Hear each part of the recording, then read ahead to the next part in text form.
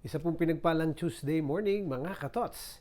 At ngayon pong Martes ng umaga, ang ating magiging simpleng tanong, nag-yes ka na?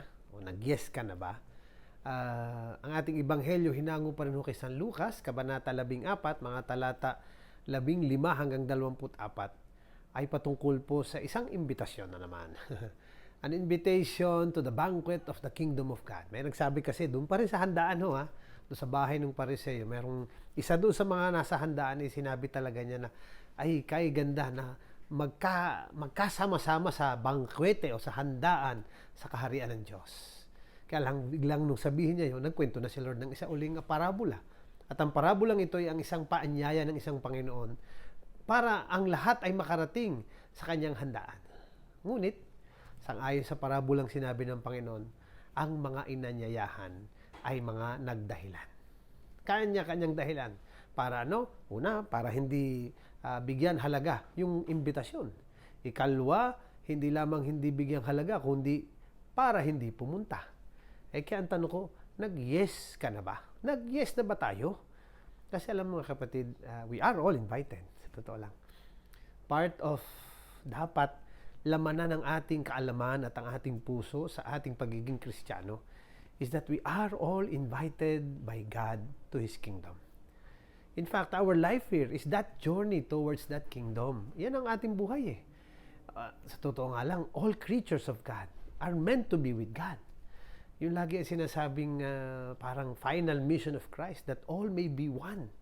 Saan ba tayo magiging isa lahat kundi sa presensya ng ating Diyos?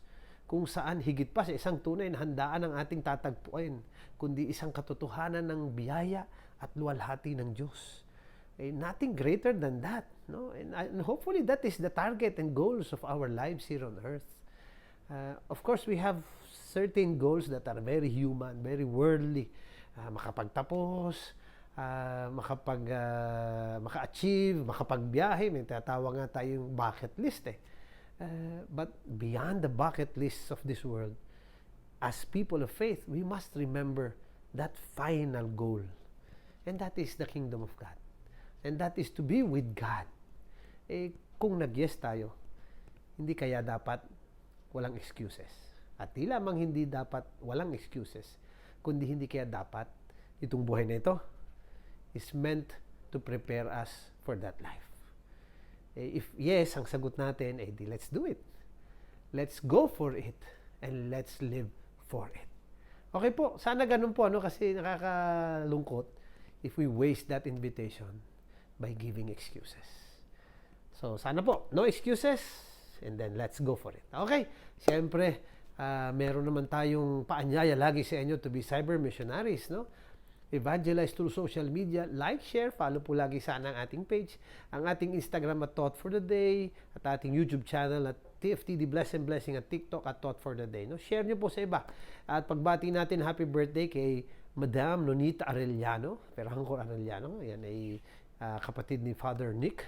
Gayon na rin kay Benson Mendoza, kay Father Encio Nombrefilla ng Daiso Lucena, kay Gabi Lopez, kay Erwin Gabion, kay Kathleen Fajardo, kay Reginald Romasanta Jr., kay Joy Maanyo, at sa ating kabasketball, si Rodel Macaraig. Happy birthday sa inyong lahat and blessings po sa special day ninyo. At syempre po, let's continue praying. At wag sana mawala ang panalangin natin, especially for those who need it at may pinagdadaanan sa buhay na to. Sana mabigyan sila ng blessings for strength, wisdom na rin to know what they need to do, and then of course, guidance sa kanilang buhay. At hindi lang guidance, kundi pati sabi ko nga ay people who will be helping them.